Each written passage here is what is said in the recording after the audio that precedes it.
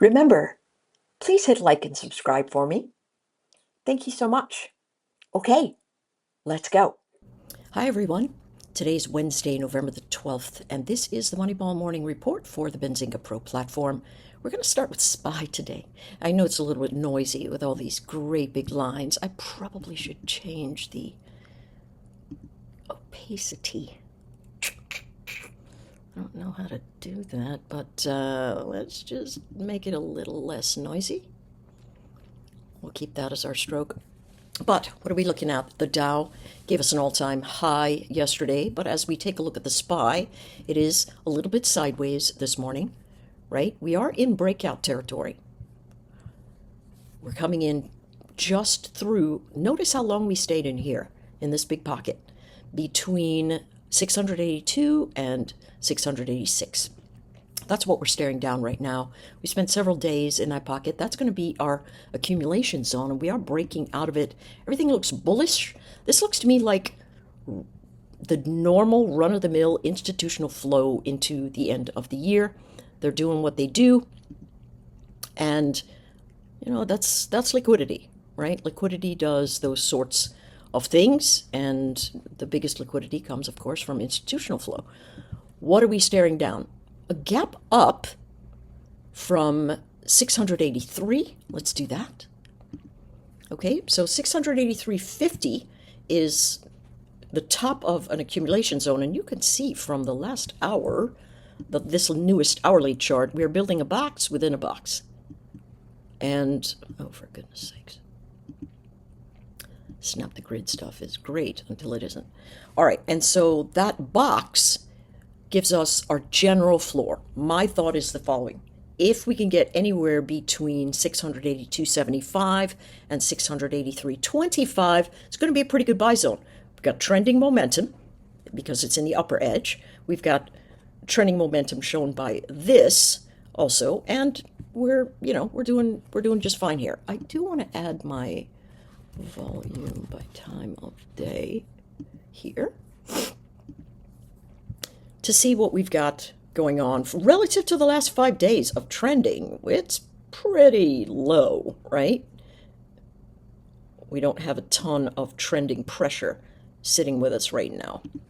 And that's really what I wanted to see. I wanted to see if we had outsized volume in general, tracking from the prior 5 days. So we had a lot of downward pressure, pretty strong, and now we've got this upward pressure moving to the north. Pullbacks are buy zones. Trend generally up.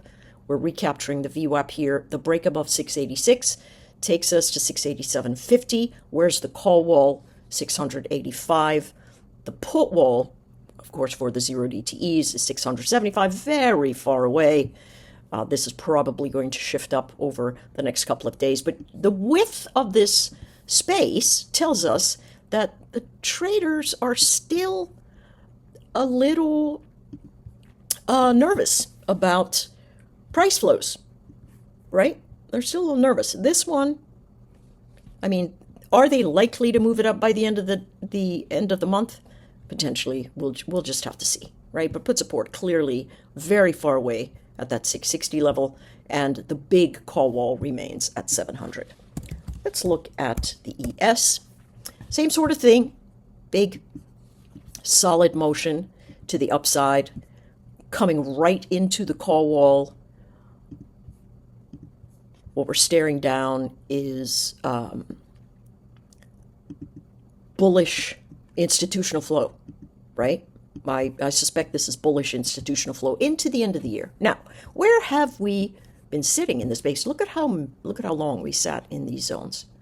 We moved up and out and then fell back down. We moved up and fell back down. We moved up and fell back down. We moved up and fell back down. Here's the difference. You see this volume by price and time? The trend is very specifically lower. Here, the trend is upward. This suggests to me that we've got ourselves a bullish breakout. Where is congested exposure? 69.09 to 69.30. That's our upside break. The 0 DTE call wall is at 6,900, right? So are they going to try and get over it? Yeah, absolutely. They're going to try and wick through it and then sell it down. But they are testing the wall. So the 0 DTE wall, once it pulls back a little bit, those 0 DTE guys are going to shift the call wall up or simply get out of the space and roll it to tomorrow. So all they need is a little dip to recapture some of those gains. It'll be in good shape. What do we have? Value area high, 68.70. Value area low, 67.50. The put wall for the 0 DTEs is 68.25. And of course, our call wall, as I mentioned, was, I'm blind as a bat this morning, 6,900. The big call wall still at 7,000. The big put wall still at 6,500, right? So the guys that sold these at the beginning of the month, they're in great shape. Maybe we can look at that for next month. Think about putting on a position like that on our own. We'll see where they strategize that. Okay, here is the NQ. Not moving with as much power, but still looking bullish. Congested flow, absolutely. Stayed in this pocket for a really long time, congested flow. Here's the problem. Let's widen this out. The put wall for the 0 DTEs is 25,725. We're above it. That's good for the put sellers. The call wall is below it. Now this is what, our third day of the call wall being underneath here? 25,700. When the call wall is below the put wall, only one side can win, right? Either the calls win or the puts win. Right now, the short puts are winning. It's bullish. Where's the flow? First line in the sand of resistance is 25,830. And then this is where I think it's actually going, 25,880. This is my suspicion about where price action is headed. So here's our flow. Upward, pressure moving to the upside, trend is up, momentum is up, volume is a bit tepid, but we're above the moving averages, we're above the VWAP. Everything there says dips or buys. So where's a good dip buy? Well, it's down here near these walls. So I would watch for a fade into that zone that can give you a long, or a blow-off spot into this area that pushes price action back southward. Okay, that's my estimation. Yeah, that is my estimation there. The YM gave us brand new highs. Pullbacks or buy zones there, of course, but they're going to try and sell that 48,000 area. No doubt about it. Okay, let's take a look at what's going on with oil. So obviously, you know, this morning the IEA comes out, and instead of saying, hey, you know, we really don't have need for oil, now they're saying peak demands seen rising. Oil demand now seen rising through 2050. So also, here's the thing, folks. Digital assets, big deal, stable coin, whatever. JP Morgan rolls out its deposit token, the JPM coin, in digital asset push. Things are going to start getting super muddy. A lot of people are going to be going, wait, what? Where do I want to do this? That's just a backdrop. We'll see how that affects Bitcoin in the long run. But the goal is, can I, as an administration, as governments, can I control the money? If they control the money, they're going to control everything, right? It's a sad state of affairs, but it is what it is. All right, oil. 0 DTE call wall, 61.50. 0 DTE put wall, 60.50. What happens? We are below the put wall, right? Those put sellers don't want that. The put sellers want us above that put wall. The call sellers want us below the put wall. So what are the traders going to try and do at this fade? They're going to say, hey, let's get back above here. Now, I'm not surprised that in this fade, the news comes out and says, no, wait, we have oil demand. We see it rising. right? And yet, look what's happening to price. This is very interesting to me. So, what should we do? We should bounce at 60. Very big support zone. You can see that we did. That's the line I've got drawn. It's also the point of control. It's also the VWAP. We are trending upward. We should stay range bound. We could easily stay range bound. Trend is down. Momentum is rising. And from this perspective, and it's also sitting in a bottoming space trending down. So we do want to watch for it to hold this zone. If it loses 60, folks, this is a flag pattern that has broken. I believe they are trying to artificially keep oil higher.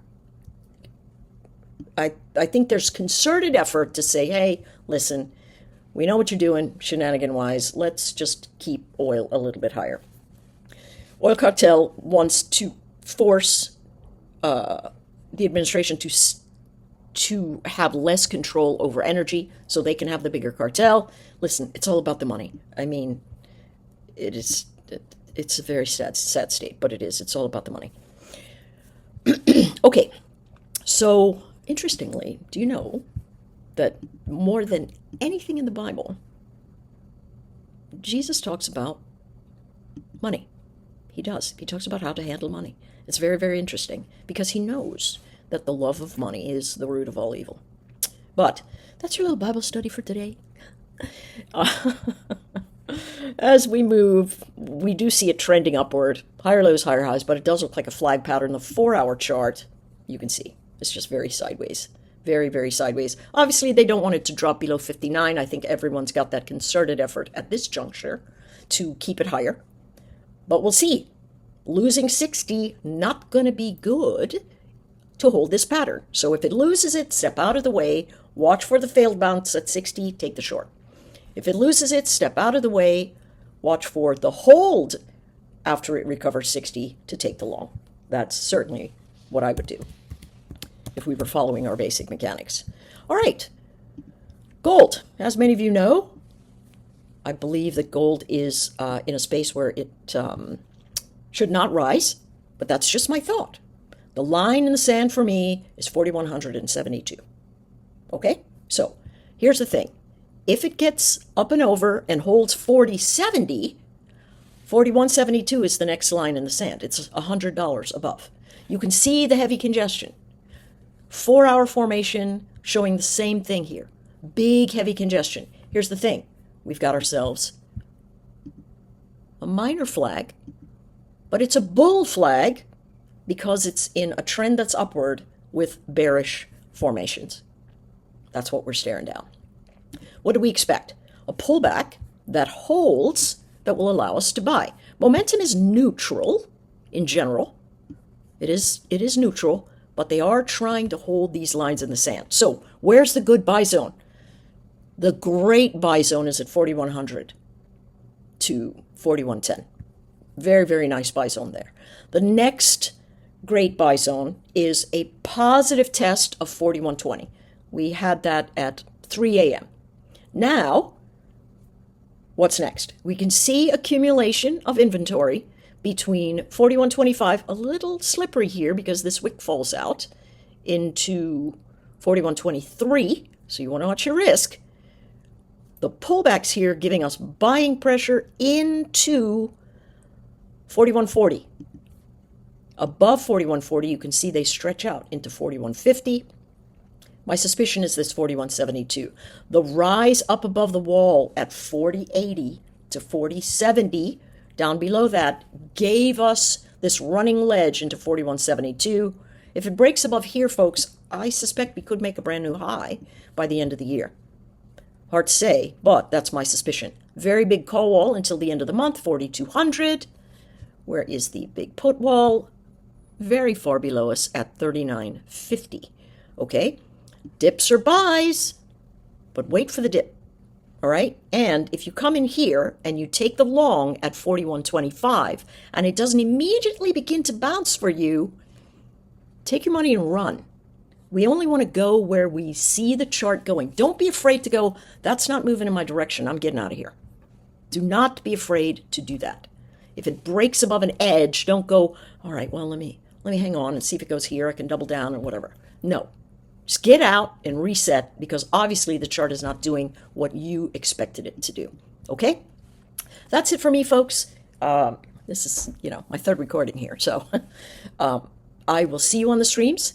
Remember, Benzinga Pro, we've got a meeting today. For the VIP folks, we have to put off our meeting with Hoop. It's going to be Friday. I'll keep you posted on that time. All right, everyone? I'll see you on the streams. Today's Wednesday, so I'll be in and out.